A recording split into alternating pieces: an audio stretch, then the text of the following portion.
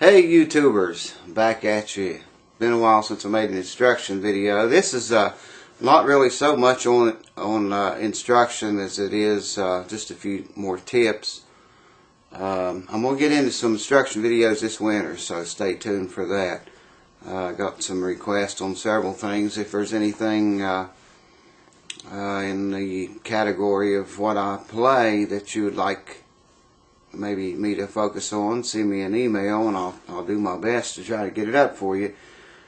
Anyway, this particular tape is going to be I did a tape a while back on getting the best sound out of your instrument that you can get.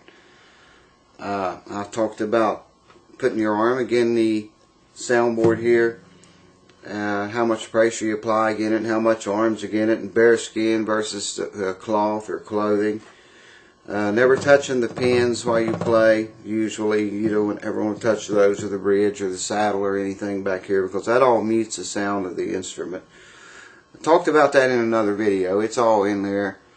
And I'm going to add a few more tips to this video, what other things you can do to maybe improve your sound or get everything. You want to get all the sound out of the instrument that you play. I don't necessarily mean volume. When I say sound, I'm talking about quality sound. Volume, you know, that's a whole other story. That's why they make mics and PAs and pickups and amps and things like that. And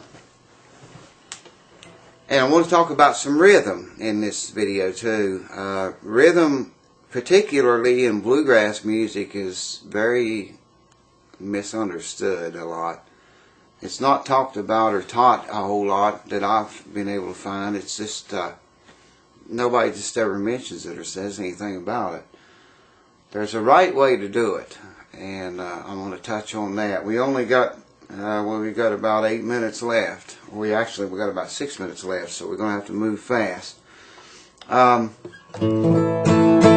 Getting to the sound thing, I think this guitar sounds pretty good now.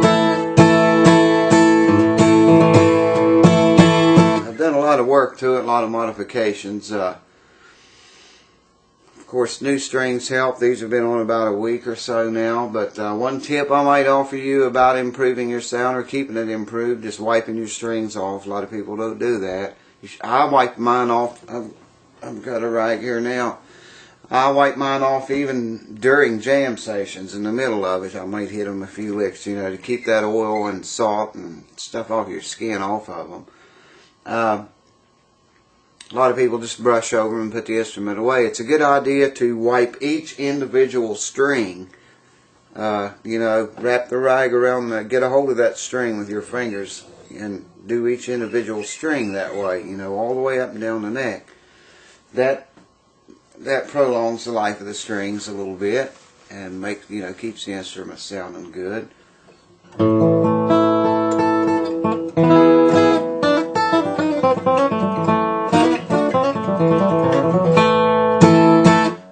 Another, you hear a lot of talk about the saddle on a acoustic guitar being higher. The higher the saddle is, the more pressure the strings are going to put on that saddle, and that's what everyone looks for. You hear all these people that modify guitars and build them and work on them stuff talk about high performance guitars. That's usually the action set low and it just a roaring box, you know, that has it. And one of the things that will help you get that is to have a high saddle. Mine's not all that high. I don't know, you probably can't see it in here. It's not all that high.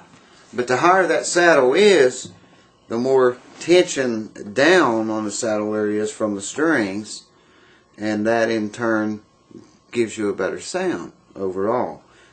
It carries the vibration from the strings, you know, through the saddle and into the wood, and everything just works better that way. It's like, for banjo players, you know what I'm talking about, because it's like adjusting your tailpiece on the banjo.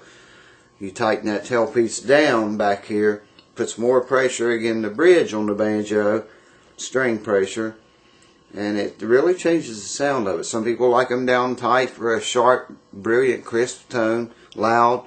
Others like it midway or all the way up with no tension for a more of a fat sound. Not as much volume, but volume is something I don't worry about anymore. I used to try to play really hard, and I've learned that that's a hindrance on flat picking or any instrument. Anyway, same applies to the nut up here. A lot of people don't know this.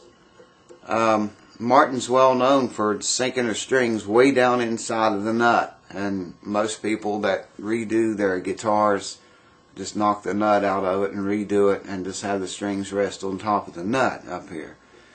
I don't know if that helps or not, but tension down on that nut, just like back here, the more tension down on a nut the better. Some people go as far as to change the tuners to make the pegs up here shorter, and what that does is allow you to crank the string down closer to the pegboard, applying more pressure onto the nut.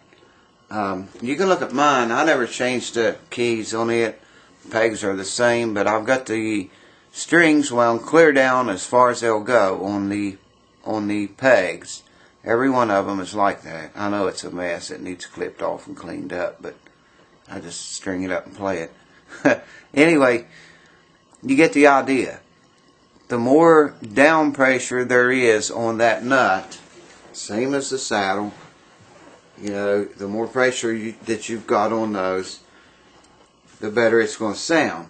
The more sound you're going to get out of it. Okay, I got to really move fast. Here's a little tip on playing rhythm guitar in bluegrass music. Most people play it and just strum the chords, which is fine. There's a proper way to do it, and that is to fill in like in between each line when the lead singer is singing.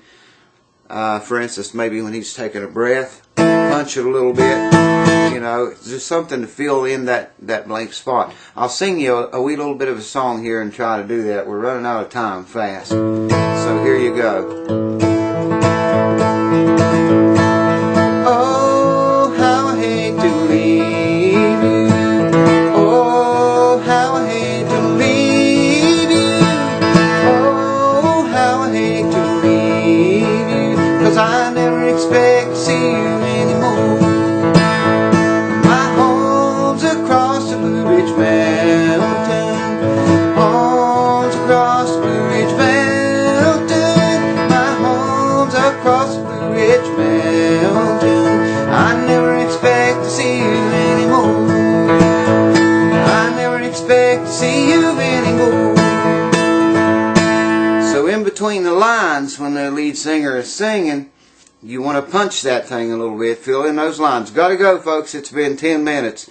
More videos, instructional videos to come soon this winter. Watch for them. Thanks for watching. Thanks for tuning in. And thanks for subscribing.